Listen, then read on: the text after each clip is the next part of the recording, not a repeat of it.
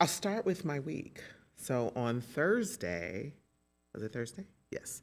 I got to be a speaker on the Mennonite Action Mass monthly call.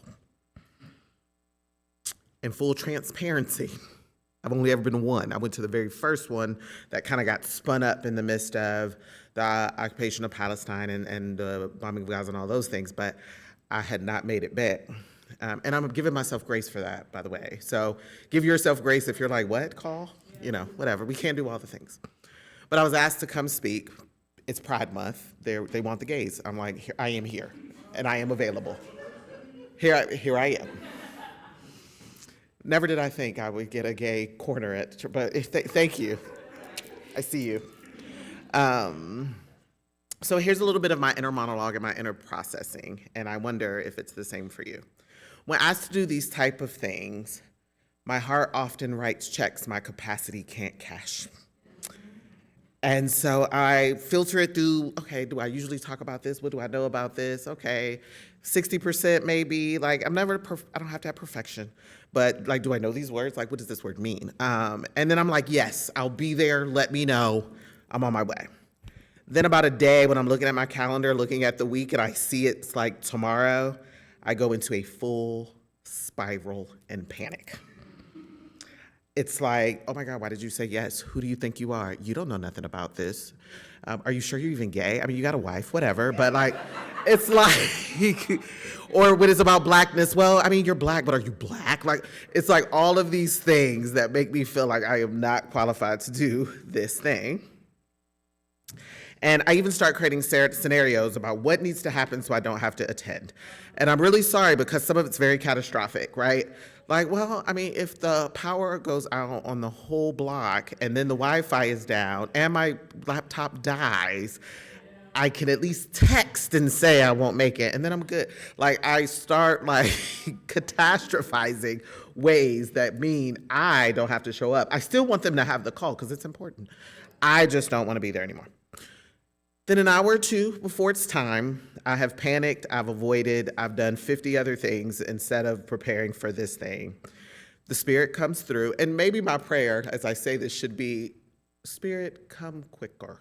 Like ground me faster. But so I'm gonna add that. But so about an hour or two before, the Spirit comes and reminds me of the words Jesus spoke to the disciples in John 14:26.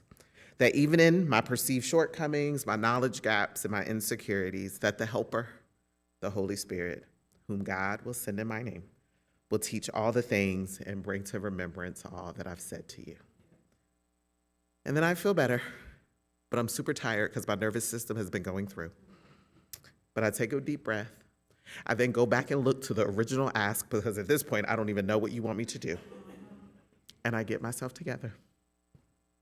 So that was me leading up to this 7 o'clock mass action call. This particular call centered queer voices. It explored the power of memory and imagination for our collective organizing and for Palestinian liberation. I was specifically asked, they gave us 4 questions. 2 of them, I was like, ooh, that's a slippery slope for me. I don't really know too much about that. And I do not have time to read those articles, but those other 2, I got that. So the other person got the other 2, and blessed be, they did great. But 2 of them, the questions I was asked was the power of our memory and how memory informs what I do as an organizer, as a pastor, as a community advocate.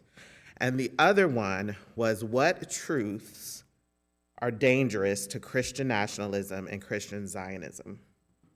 I know, that's why I was panicking. I'm like, oh God, hear me.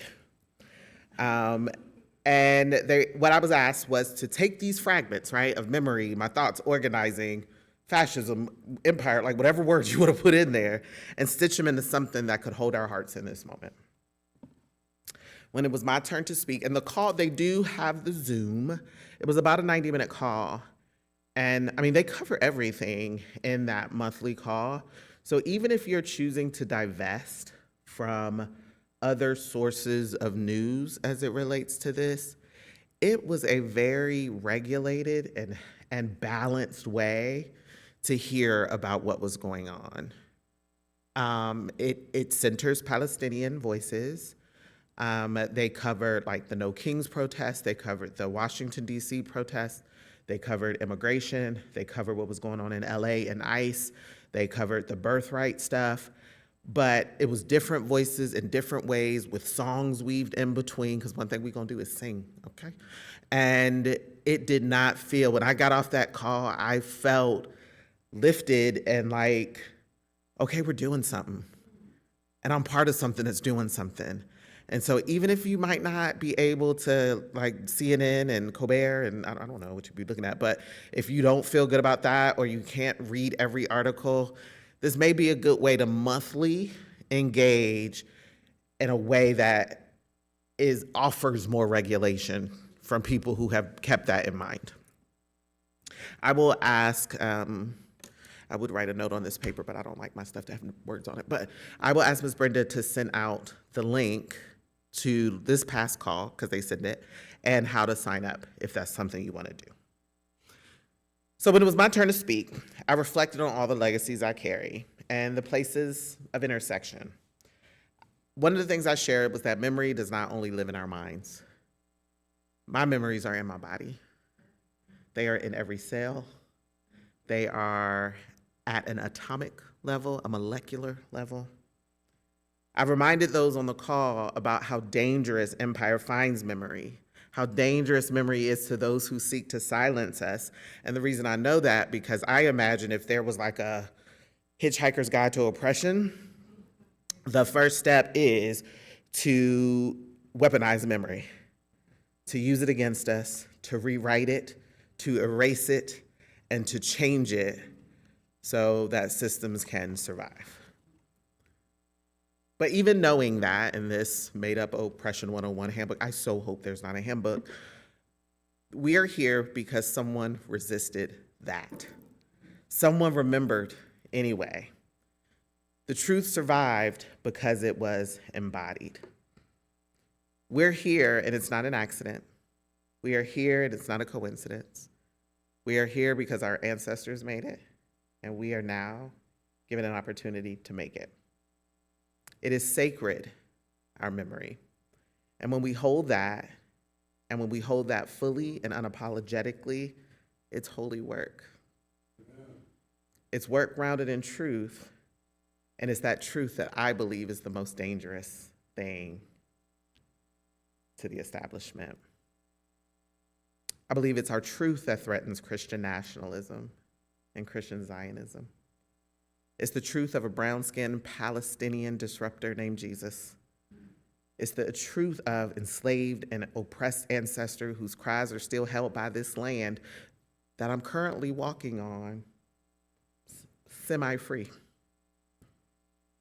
It's the truth of my queer imagination that threatens every binary and dares to dream beyond systems. What that call reminded me of was that grief and imagination don't have to be opposites. They're companions. They hold space for each other. And when the world feels unsteady, when violence surges and headlines threaten to hollow out our hearts, we need a place of reprieve. We need a place of rest. We need a refuge. That's not escaping or escapism, even though it may be an escape. But sometimes getting everything back to right takes a while. And we need shelter, a place in the midst of it that can hold the heart and our imaginings. I feel like David in Psalm 16 knew that too. It began with a cry. The real good scriptures always do. Somebody is going through it. Protect me, O God, for in you I take refuge. This psalm is what's called a miktam. All the theologians argue, pages and pages of argument about what this word means. I have settled with or without their help. The most of them will agree that it means engraved or transcribed. It's something precious or golden or something that needs to be remembered. It's mentioned 6 times in the Hebrew text, but there's no real strong definition of what the word is. And I decided that that makes sense because sometimes the most precious things you don't always talk about. It might not make it into the lexicon because it's held so tenderly in our mouths and in our hearts. But here, David is not asking for wealth or acclaim. He's not seeking resolution. He's asking for safety, for something steady. Now, you all may know that I don't say safety much. It's a really complicated word for me. I don't use it. I don't pretend to be able to provide it.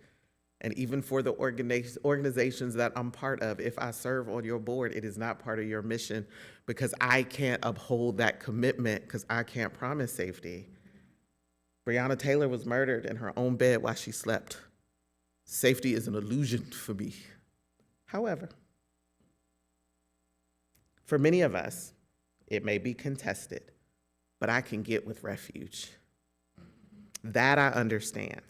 I have known places where danger might not be over here. I may still be going through it, and it may not be good for me to be there, but I have found somewhere where I could take a breath.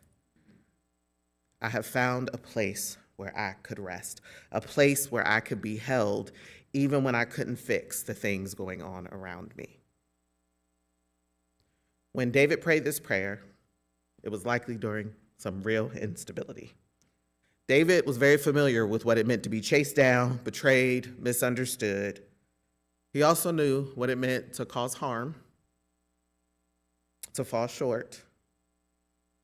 This is not a prayer from someone who has it all together. This is a prayer of someone who has come to know their own limitations, someone that has learned not to shy away from the vulnerability of asking for help. Someone who has realized that God is always a safe place to land.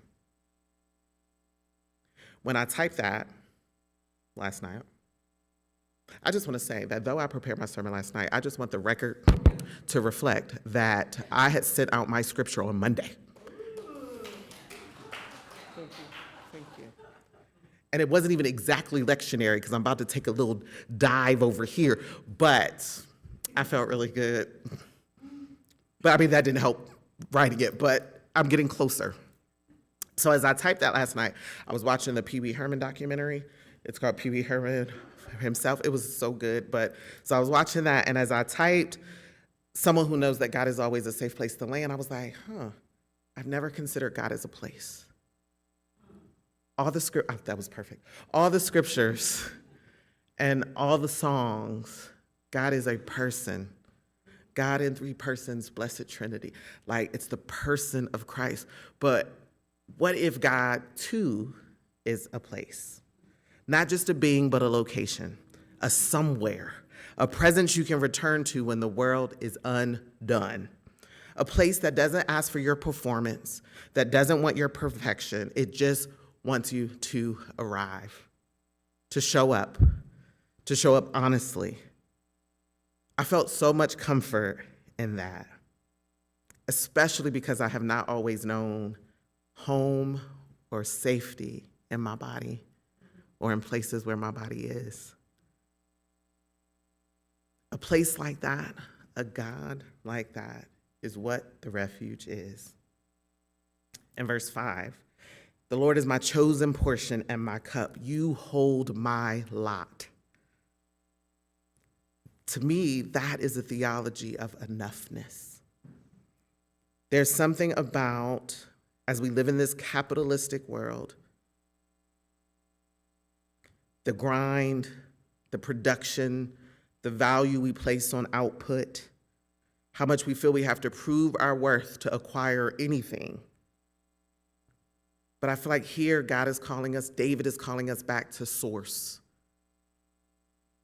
That God isn't just a place we can run to when we're afraid, but God is the source of our sustenance. God holds our lot. As we go on, the psalm deepens. We're reminded that God's presence isn't limited to daylight hours, and this is what I tell people that have a hard time resting. I bless the Lord who gives me counsel. In the night, also my heart instructs us. God seals her instructions in our sleep. Our rest is a time of prophetic pointers and preference. Rest is not resisting. Rest is resistance. God's refuge is not only in the daytime hours. God is not open from 8 to 5. God is not waiting for the time zone, like you can't only call him in Central Time. God is a steady guidance that reaches even when we're too tired to reach back. The next part is the promise. Because you won't abandon my life to the grave, you won't let your faithful followers see the pit. What I love about this, and David does it in the Hebrew Bible, and John kind of does it in the New Testament, because he's always like, me who Jesus loved. Like, he's really sure about his position. But David's like, I am your faithful follower. You won't let me just descend into the pits of hell. David knows that with God is a place where he can trust that his Black life mattered, that there was joy to be found. Distant, but there. So I read all of that, and I felt really good. It was time for episode 2 of Pee Wee as himself. And I was like, okay, I really enjoyed Psalm, but I needed to go over to Micah 4:4. Because Micah 4 picks up that thread of internal refuge and moves it to our collective liberation. Micah gives us a vision of what happens after empire. The scripture says in verses 3 and 4 of chapter 4, God will judge between the nations and settle disputes among mighty nations, even those far away. They will beat their swords into iron plows and their spears into pruning tools. Nation will not take up sword against nation, and they will no longer learn how to make war. All will sit in peace beneath their own grapevines and under their own fig trees. There will be no one to terrify them, for the mouth of the Lord of heavenly forces has spoken. I know that vision might sound like dystopian, or maybe utopian, depending on how you enter it. But here it is in the text. Micah was not writing during a time of peace. Micah was writing during a time of great oppression. Politicians, judges, and merchants were corrupt. Land grabbers were exploiting the poor and the vulnerable. God's people were being subject to one empire after the other. First it was the Assyrians, then the Babylonians. Next up were the Persians, and here they were now with the Greeks. Corruption was running rampant. But still, Micah dared to imagine and prophesy something different. This is why they call the book of Micah survival literature.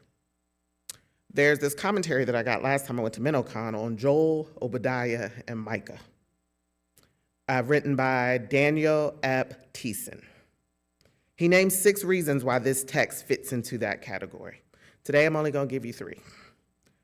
The first reason it's called survivor literature is Micah names what is wrong with unflinching clarity. We are no longer teaching people to live in peace. We are training them for war. We got idolatry going over here. We worshiping false gods over there. And we fighting everybody, whether here or abroad. Second, he offers a theodicy. A theodicy is a theological explanation of human suffering in the presence of a good and powerful God. It's how we reconcile those two things. I will say, I had to hold some nuance, because on one side, the text feels a little problematic with my current day lens, because a little bit, it's almost like victim shaming, survivor shaming, because there's always a part in that good Hebrew Bible where it's like, you all were doing this, now this is what happened to you. So hold that in one hand. But on the other side, especially if we're thinking about systems, when you don't, or when you are unable in a system to point to what people can do different to get out of it, it can feel like you don't have any agency. And so on some sides, when the text kind of covers, how did we get here? It's offering a way for the person, the reader, to understand, okay, there is something I can do to make things different. And it's a reclaiming of power and agency. Otherwise, you could feel hopeless. So it's kind of a both and. It's not an either or. We can hold both, but there are two sides when you read Micah this week for your homework. The last part Micah offers, I feel may be the most important, is hope. Hope that plants, hope that nurtures, and hope that believes that sweetness can return to the land. This agricultural lens is important. You don't plant fig trees or vines if you are on the run or you are about to go somewhere and have to flee your land. They take 3 to 4 years to bear fruit. You plant them when you believe you'll still be there to reap the benefit. When you believe in a future that will hold you, you sow. In the musical Hamilton,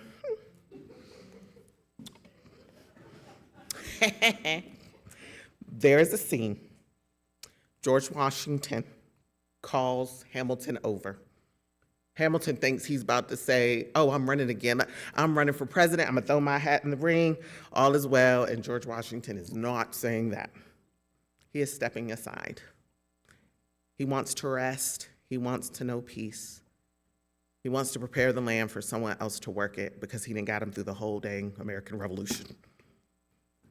In the song One Last Time, Washington understood that revolution is not just tearing down. You also have to make room. You have to prepare the soul. You have to choose peace at some point over the rage and the power of war. The sword has to become a plowshare. The vine and the fig tree need time to grow. We need time to sit under our own shade. Going back to the text, the part where it says that no one will terrify us, no one shall make them afraid, is a declaration.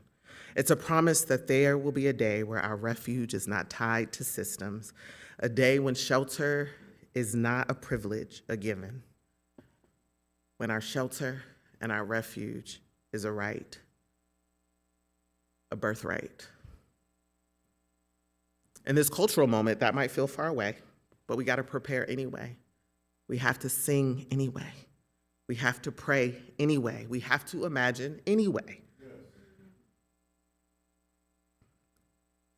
Today, I want us to think about what it would mean to remember daily the warmth of God's care and divine love.